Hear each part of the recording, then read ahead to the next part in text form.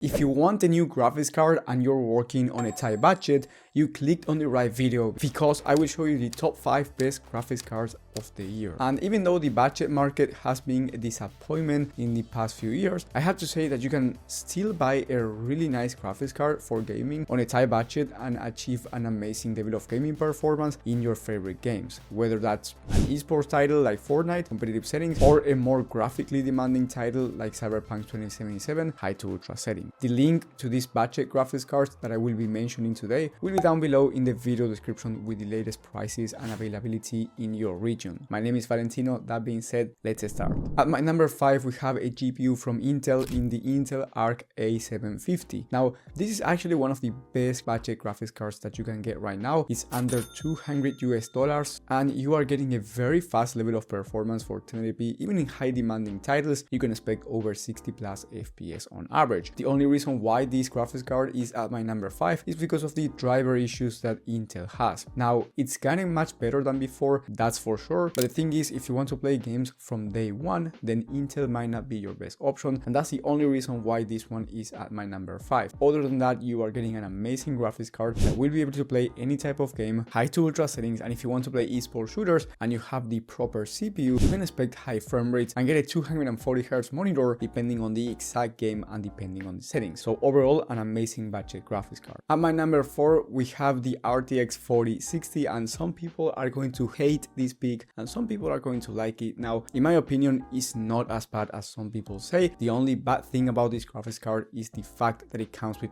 8 gigs of VRAM and the price is actually quite high for a graphics card with 8 gigs of VRAM. But in terms of performance, the 4060 can handle any game at 1080p high to ultra settings or esports shooters very high FPS. The only times where the 4060 will not make sense for you is if you want to play the latest, most high demanding games on ultra settings if they use more than 8 gigs of VRAM. So if that's you, or you are very concerned about VRAM usage in your favorite games right now, or maybe your favorite games in the future, if you want to play on the ultra preset, then sure, the 4060 is not going to be for you, but you have to keep in mind that for esports games, for example, in a game like Counter-Strike 2, you can play at higher frame rates than the competition from AMD or Intel. On top of that, you get the DLSS technology, which is the best upscaler in the market compared to Intel's or AMD's. Now, the 4060 is also quite good for productivity work applications, video editing softwares. It all depends on your workloads, but the 4060 overall is a really good graphics card. But once again, the VRAM is an issue for some people, and also the price is around $299, so it's not the cheapest one out there. For some people, this is not a budget GPU, and I completely understand if you think like that, and I completely understand if you don't want to get the 4060, but in my testing, I was able to average over 80 FPS in high demanding titles, high to ultra settings, and then over 400 FPS in esports games on average when paired with the Ryzen 5 7600 CPU. Now, at my number 3 on the list, we have the RX 6600, which is a true budget graphics card. Now, this one is about the same price as the Intel Arc A750, which was the number 5 on the list, going for around $190, so under 200 USD, and it's slightly slower than the Intel graphics card, but it has better driver support. So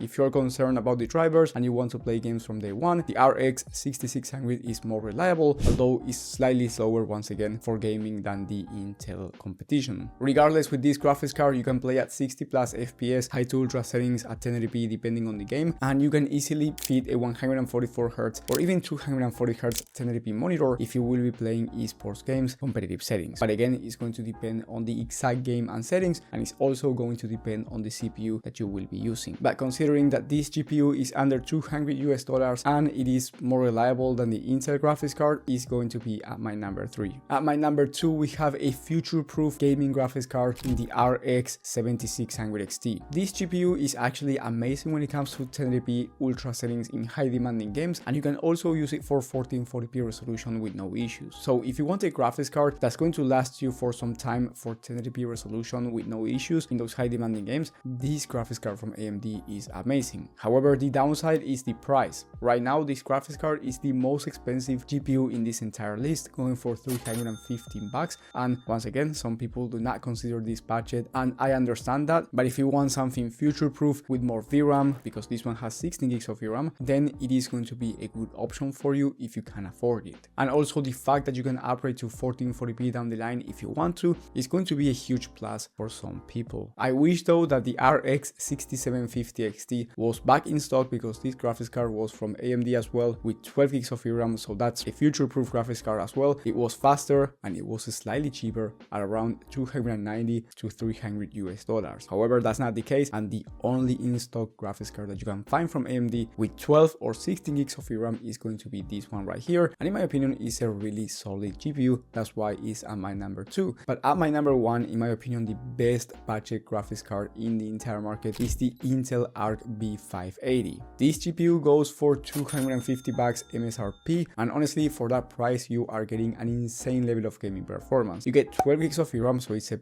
very future-proof gaming graphics card for 1080p as well, and you can also play at 1440p, and it's going to perform better than the RTX 4060 on average, which is $50 more expensive, and it's also going to perform better on average than the 7600 XT, which is about $70 more expensive. So by far it's going to be the best value option, but it has two downsides. The first downside, once again, is the driver support. Now, as I said before, it's not as bad as before, but if you want to play games from day one, then going with AMD or Nvidia might be the better option. However, if your favorite games work well with Intel, then this one is going to be completely fine. But the second issue is the stock and availability. I couldn't find this B580 in stock anywhere, and availability has been an issue for this graphics card. But if you can find it for around $250, it is definitely, in my opinion, the best value graphics card in the entire market, especially if you're working on a tight budget. And before you click off the video, I want to warn you about some graphics cards, and I will tell you why you should avoid them. These graphics cards are the RTX 3050, both the 8GB and 6GB versions. These GPUs do not provide the level of gaming performance that you want to get at that price point. They have a bad price to performance ratio, and the only reason why I could see you buying a 3050 6GB version is if you have an HP or Dell all desktop where you need a discrete graphics card, then the 3050 6GB version is going to be fine for you. But for most people, these two graphics cards are going to be terrible in terms of price to performance. And if you are building a new PC or buying a pre-built PC and you need my personal PC help, I can help you out with the top link in the description, where I will be taking a look at your specific situation, your budget and needs, and I will give you the perfect gaming PC, whether it's a pre-built PC or a PC build. And remember that down below you will have the links for all the graphics cards mentioned today with the latest prices and availability. Thank you for watching, and I will see you on the next one.